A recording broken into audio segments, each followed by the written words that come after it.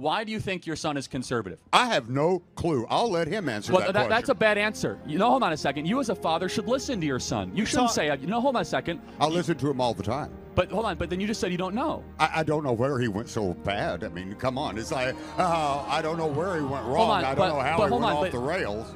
Would the smarter of the two like to chime in here? Yeah. Absolutely. So I used to be at one point on my father's side, and upon doing my own research and seeing things firsthand, I've switched sides, and I've seen like the liberal tears that he has, like the way that he's complaining, and it's like, don't antagonize. You have to honor your parents. Don't antagonize them. Okay. 100%. So I do respect my father, and I love him. And you should honor him, and you should also love your son and see where he's coming from. But back to your point, though. We talk every day about politics to the point where it's divided us. And so for him to say that he does not know where I stand is So let me ask you, why do you think your father is a liberal? Let me ask you. Okay, this is why I know he's a liberal.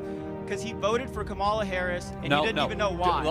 Do you think that maybe he wants to believe government will do good? Maybe that's... Of course. Okay, is that a good answer? Yes, sir. Now, maybe your son is going more conservative because he thinks government hasn't done a lot of good. Is that maybe a fair, charitable interpretation? That makes relative sense. Okay, so now we're getting somewhere. So you guys have a generational divide.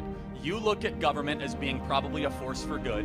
He's grown up in a circumstance where he's seen government declare wars and do a lot of nonsense like the Iraq War. He's nodding his head.